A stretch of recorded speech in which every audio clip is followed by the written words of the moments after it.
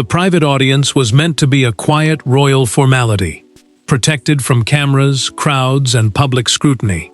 Instead, one sentence shattered the room. Queen Camilla directed a cruel remark toward Princess Charlotte, and Catherine did not hesitate. The Princess of Wales rose, took her daughter by the hand, and pulled her from the audience before anyone could stop her. What followed was not merely a family disagreement. It became a direct challenge to palace authority. Before we go deeper into what this really means for the royal family, make sure to subscribe so you don't miss a single update. Catherine entered Windsor Castle, expecting a family discussion, not an attack on her daughter's place in the monarchy. King Charles III had approved the private audience, a closed meeting arranged away from cameras, so matters could be discussed without public pressure. Camilla sat beside him, while Charlotte remained close to her mother as trusted aides waited nearby. Charlotte had been invited for a serious reason. The palace wanted to prepare her for royal responsibility, meaning formal duties, public appearances, and ceremonial expectations as she grew older. Catherine understood the importance of that step, and William supported it, because both parents wanted their daughter guided with care. Camilla changed the mood with one cold sentence. Looking directly at Charlotte, she said royal affection would never protect her from being the spare girl standing behind two future kings. The words struck hard. Charlotte lowered her eyes, pressed her fingers together, and seemed to shrink into the chair. Catherine felt the insult before anyone moved. Her face tightened. Her restraint disappeared.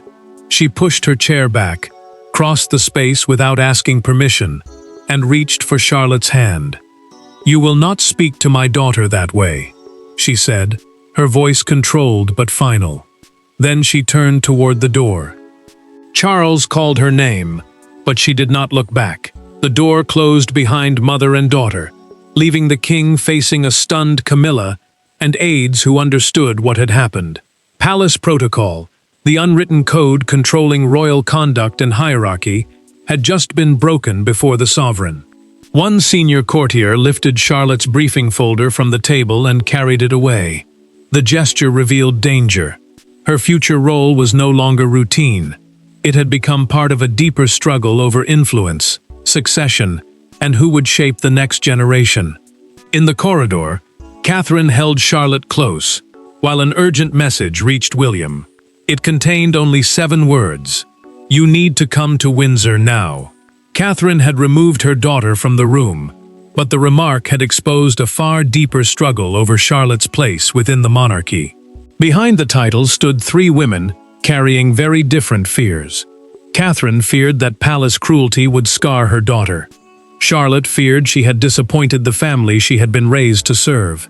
Camilla feared something else entirely, that the growing popularity of William's children was quietly reducing her influence. The confrontation inside Windsor was therefore not born from a single careless sentence. It came from 3 private anxieties, colliding in a room where weakness was never supposed to be visible. Catherine had spent years trying to protect George, Charlotte, and Louis from the colder side of royal life. Their public responsibilities mattered because every appearance trained them for future duty, but she refused to let service destroy their sense of safety. The Princess of Wales understood that royal rank could open doors while quietly placing unbearable pressure on a child. Charlotte carried that pressure differently. She watched closely, listened carefully, and rarely needed to be reminded of what was expected. Yet discipline did not make her immune to pain. Camilla's remark had not sounded like guidance. It had sounded like a verdict on her worth. Inside a private sitting room, Charlotte finally looked at her mother and asked the question Catherine had feared. Was the Queen right? Would she always matter less because George and Louis stood around her in the male line, the family order that once gave sons greater importance in royal succession? Catherine immediately knelt in front of her. She held both of Charlotte's hands and refused to let her daughter look away. Duty, she said, was not measured by rank, position, or closeness to the crown. Character mattered. Courage mattered. Kindness mattered. Charlotte had lost no value because someone had used hierarchy as a weapon. Camilla felt no such softness elsewhere in Windsor.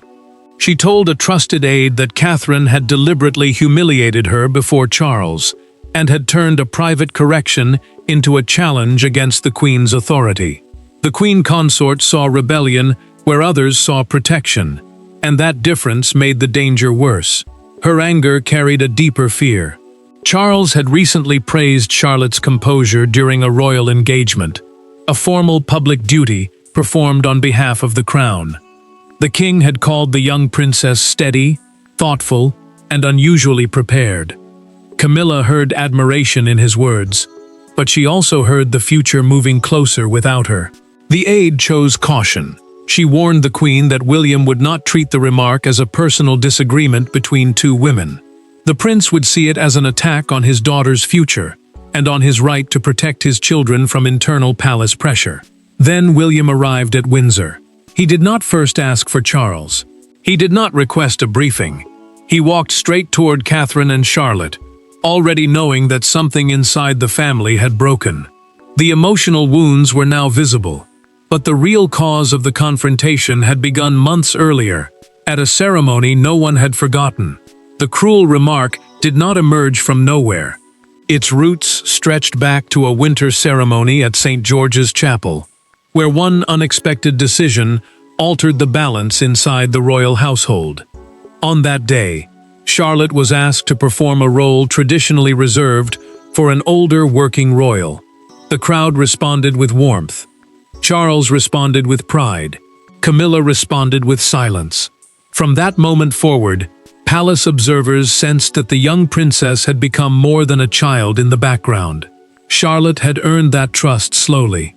During carefully limited public appearances, she remained calm, listened closely, and followed instructions without seeking attention. Charles noticed.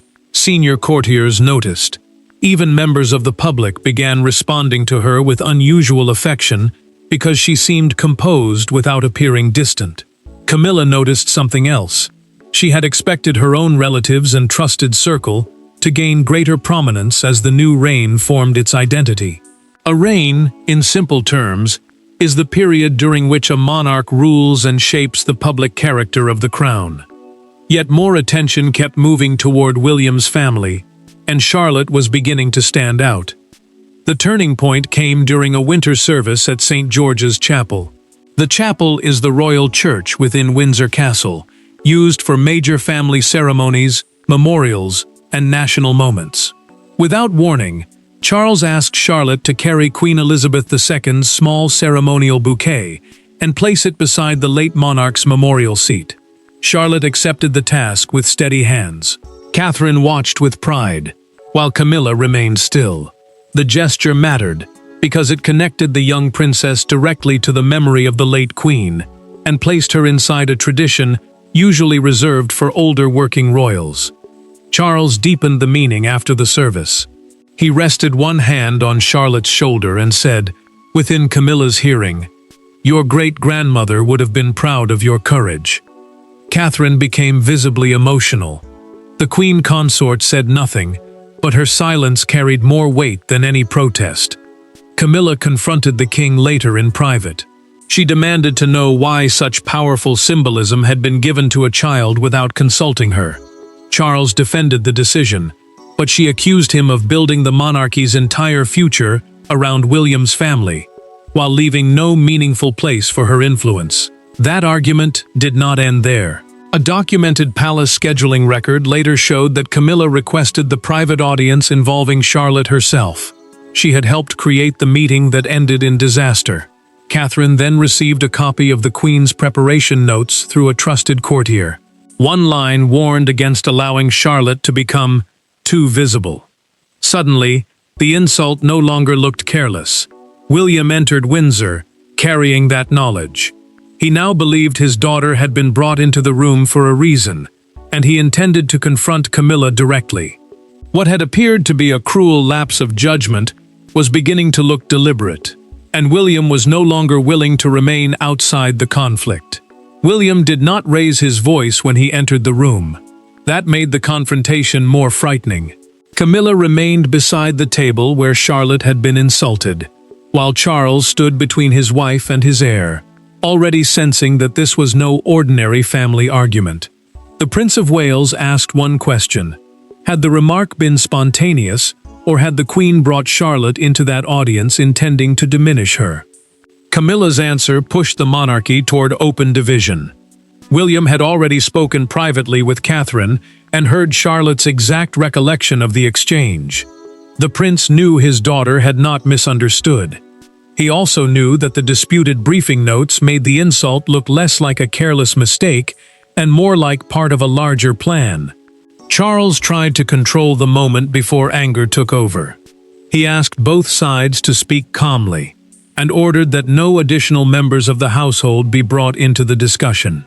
The royal household, meaning the staff and offices that manage the monarch's work, could not be allowed to split openly around the family. William stepped closer to Camilla and repeated her words exactly. The spare girl standing behind two future kings. He did not soften them. He did not paraphrase them. He forced the queen consort to hear how cruel the sentence sounded when spoken by someone defending the child it had wounded. Camilla refused to retreat. She argued that Charlotte needed to understand that popularity did not change the succession, the legal order deciding who inherits the crown. Public affection, she said, did not guarantee the princess a central role in the future monarchy. William's restraint hardened.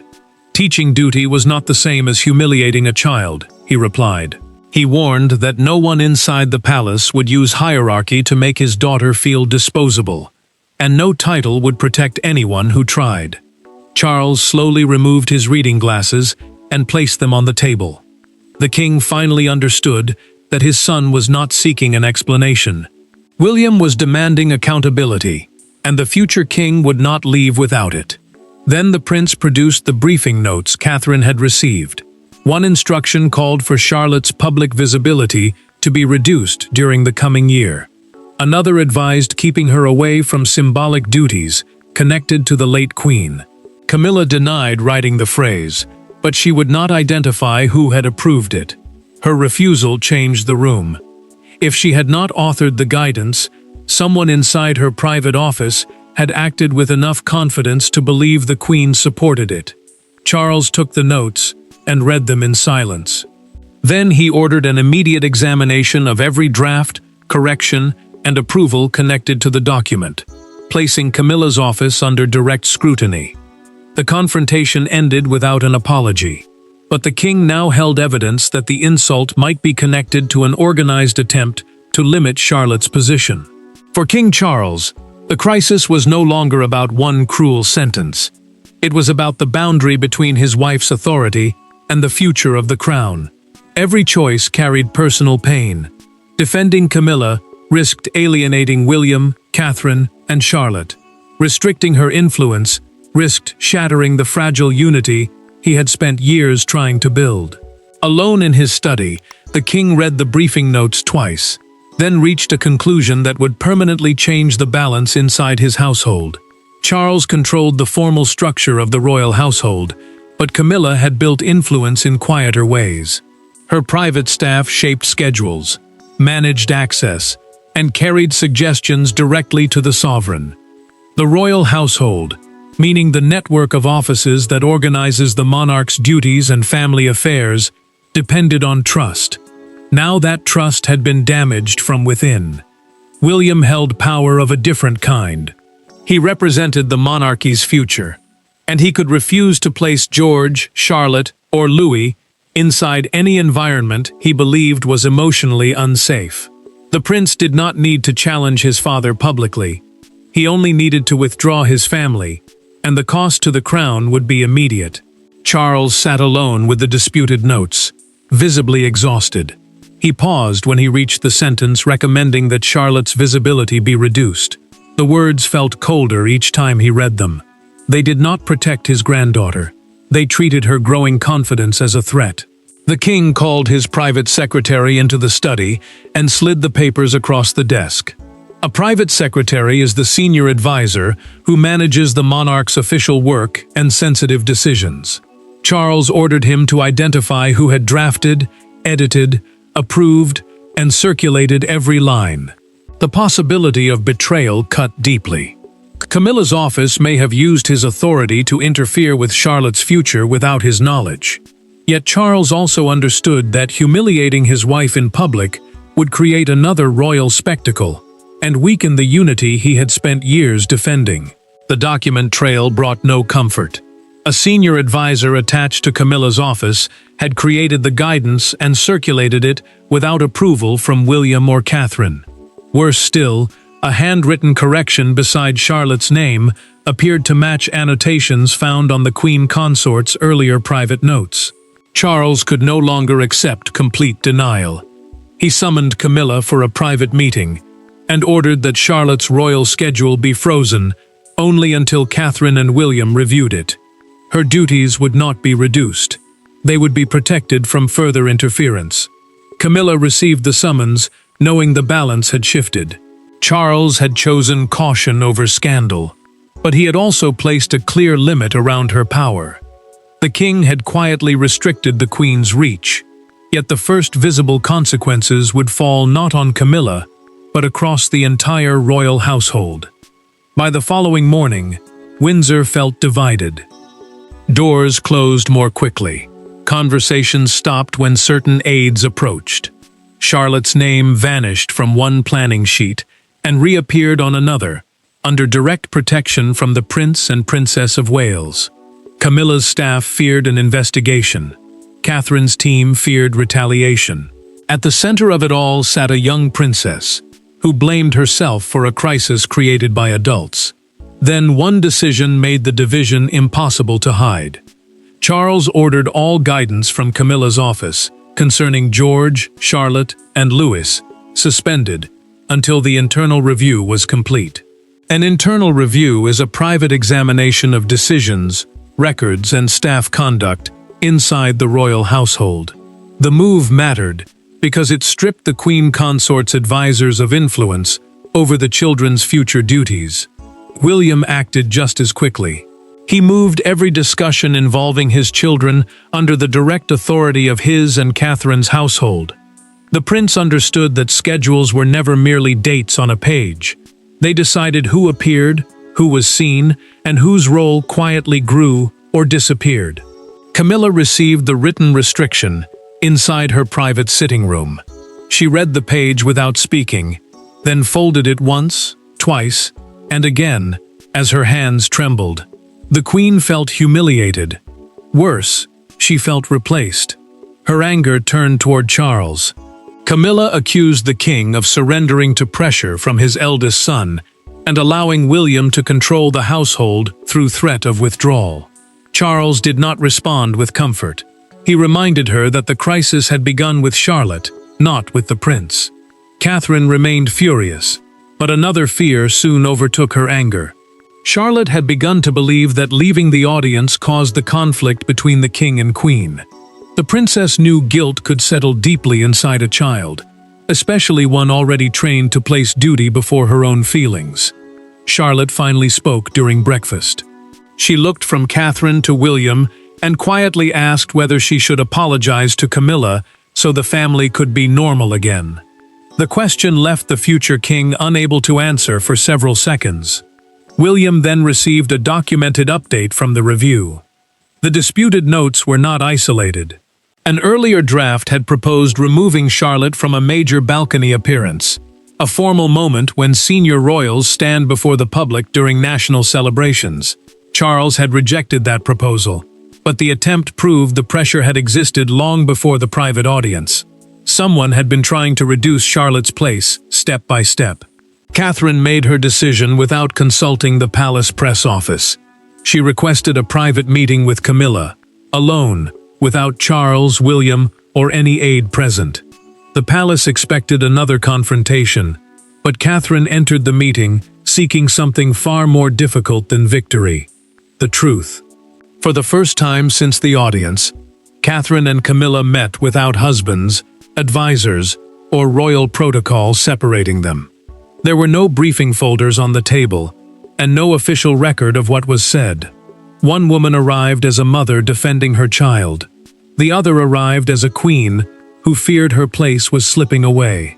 Their conversation did not erase the cruelty of the remark, but it finally exposed the insecurity that had driven it, and forced a choice neither could avoid.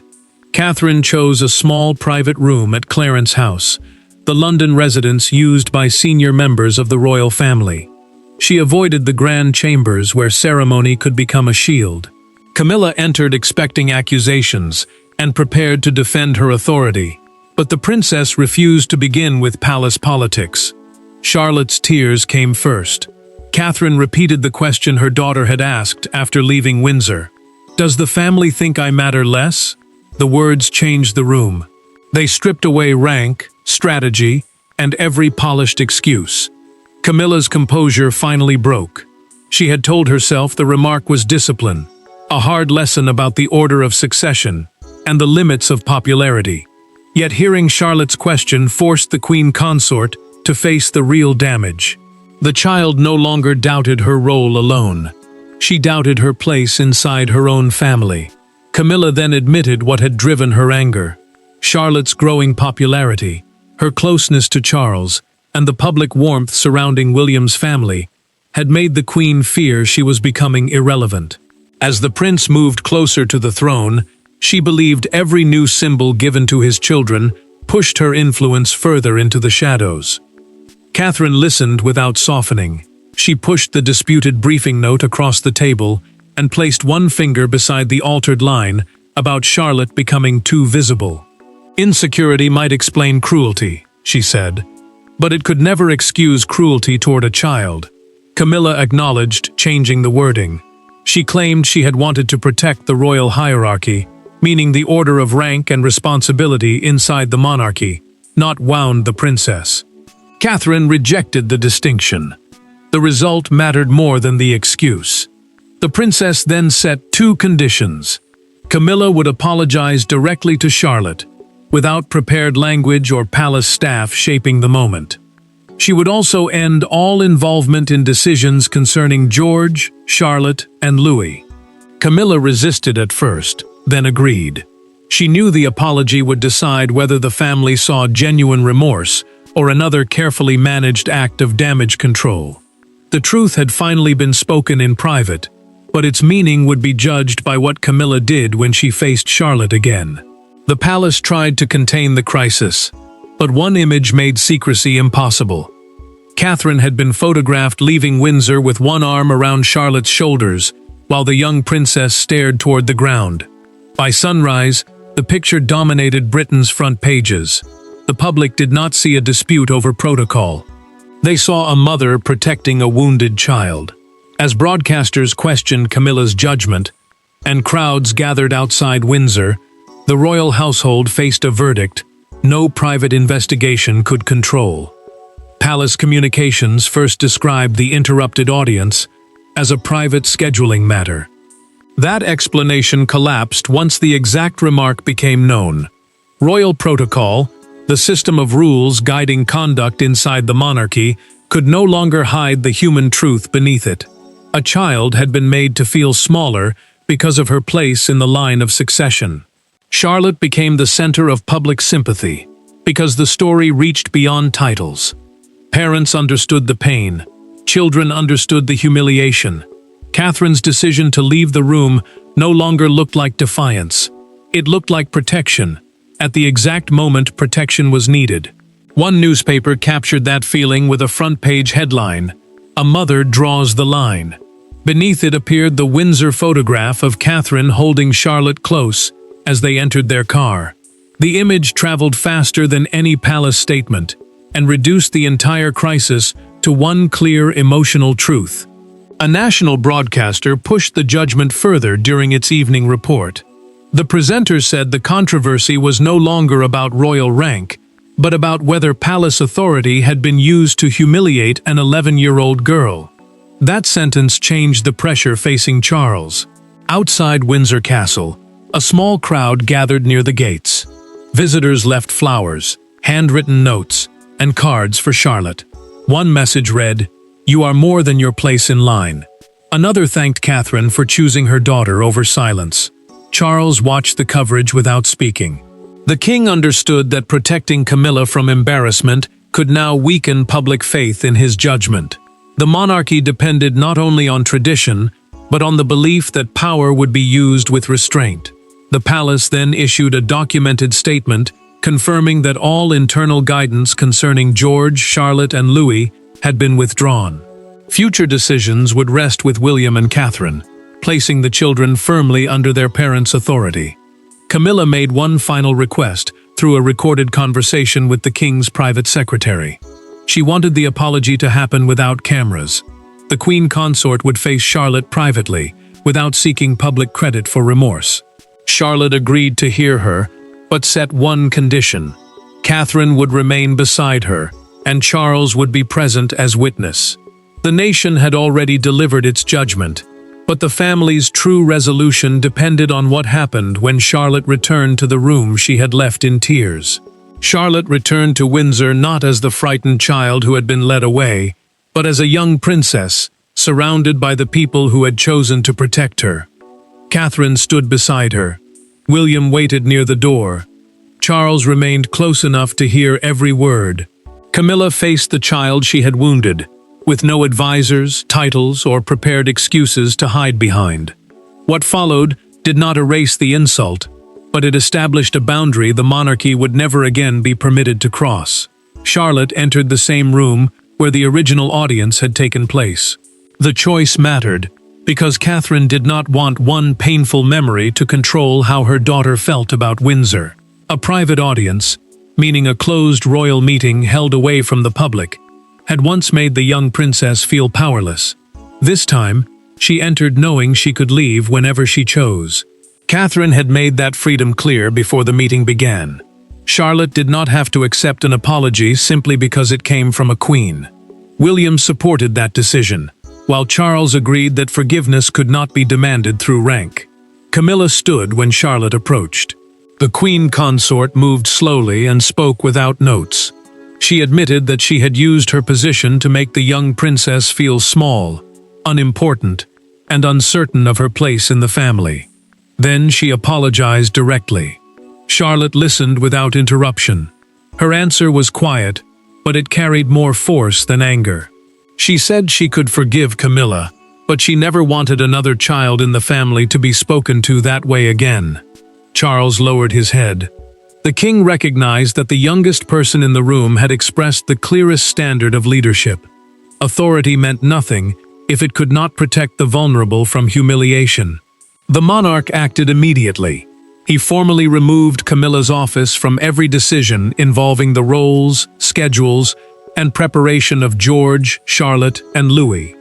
William and Catherine accepted full responsibility for guiding their children's royal futures, while Charlotte's ceremonial duties were restored without reduction. Catherine's decision to pull her daughter from the first audience was no rebellion against the crown. It was protection. Her action forced the monarchy to remember that duty without dignity becomes cruelty, and tradition without compassion loses its right to command loyalty. Camilla remained queen, but her authority now had a visible limit. Charlotte emerged stronger, reassured that rank did not define her worth. Charles preserved unity by choosing accountability, while William and Catherine made one principle unmistakable. The next generation would serve the monarchy, but it would not be emotionally sacrificed to it. The door Catherine had closed in anger reopened with accountability, and this time, Charlotte walked through it, knowing exactly how much she mattered. Thanks for watching. Please don't forget to like and subscribe, and we will see you in next one.